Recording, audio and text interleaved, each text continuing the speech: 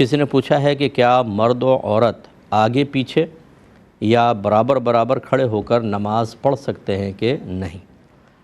دیکھیں، اس میں دو صورتیں ہیں۔ ایک تو یہ کہ آگے پیچھے کھڑے ہیں لیکن اپنی اپنی نماز پڑھ رہے ہیں، مرد اپنی نماز، عورت اپنی نماز۔ اسی طرح جیسے شوہر ہے اور بیوی ساتھ میں کھڑی ہوئی ہے، شوہر اپنی نماز پڑھ رہا ہے، بیوی اپنی نماز پڑھ رہی ہے، تو یہ بالکل پڑھ سکتے ہیں اور اس میں نماز کے فساد کا کوئی تعلق نہیں۔ لیکن اگر فرض کر لیں کہ شوہر امام بن جائے اور عورت جیسے ایک مقتدی ہوتا ہے تو وہ ساتھ کھڑا ہوتا ہے، بیوی ساتھ کھڑی ہو گئی تو شوہر کی نماز فاسد ہو جائے گی۔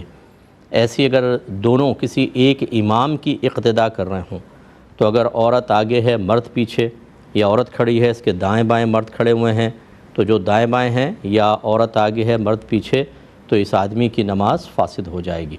لیکن اس پہ ضرور ہے کچھ اور شرائط بھی ہیں اس میں کہ درمیان میں کوئی چیز حائل نہ ہو، حائل ہو تو پھر نماز ہو جائے گی۔ جیسے ایک دیوار ہے، یہاں مرد کھڑا ہوا ہے اور یہاں ساتھ عورت، بیچ میں دیوار ہے، پھر ہو جائے گی نماز۔ اور اسی طرح اگر مرد پہلے نماز پڑھ رہا تھا، عورت آگے آ کے کھڑی ہو گئی تو اب مرد کی فاسد نہیں ہوگی، کیونکہ اب یہ عورت غلط ہے کہ بعد میں آ کے کھڑی ہوئی ہے۔